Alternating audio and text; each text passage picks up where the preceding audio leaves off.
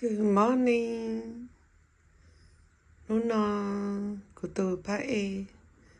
Nếu muốn nữ số mù transfer cho ilu chế chia. Nếu muốn tao khó gì nó đâu xa nữa.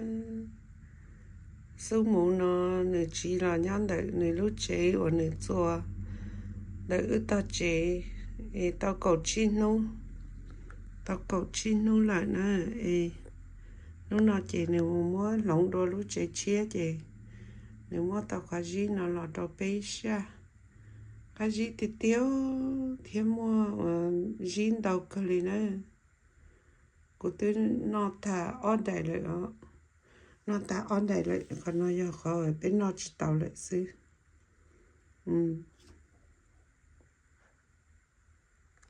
cái nó giờ đẩy mình nhọ để mình nhọ nó nhà cửa từ mua ốp power thế rồi mua ốp power nó nhà cửa nó nhà giờ xưa đây nó cứ chạy mua mình nhọ theo mua cái gì nhá hả tên mình muốn này giờ ba chuyện cho chị lời rồi là cho muốn ở đây chế rong luôn cho là tên mình nhọ nhá ba chuyện này chị nhiều mà nhiều ít khó chị gì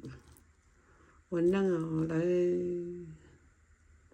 cái này giờ chị học ba chị chạy chắc ở đây nó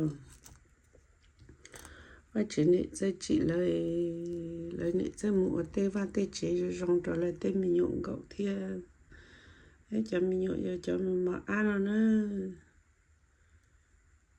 cho mình nhộn nó đại mình nhộn nó xứ về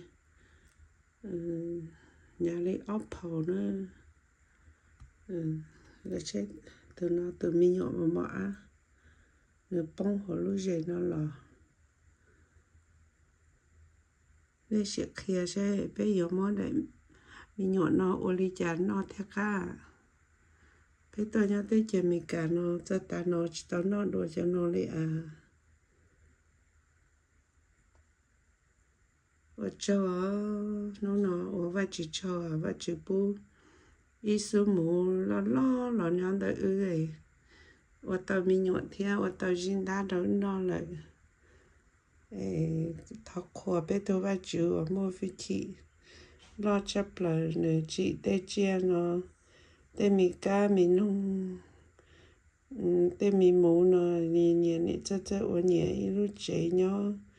nhẹ cho chị nhẹ nông năng tê nói nhẹ giao luôn mù cứ ba má ban đồng đó ua sư tê mi gì nó sao lúc chơi nó lấy một cứ gì có tư lò nó tê gì nó mà chưa cắn gì hết sao là ôi trời tao bây giờ phụ có một đôi này cho tụ ở đây là bỏ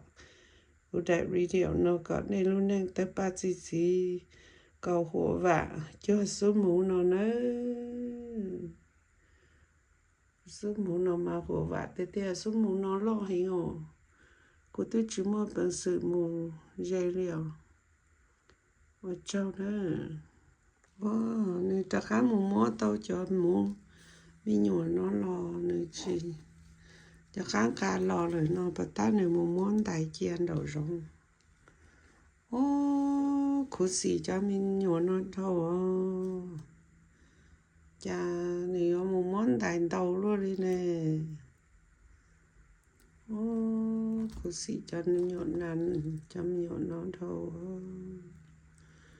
chia lỡ của mình nhổ chơi toàn đầu một món đại ta đi nó liền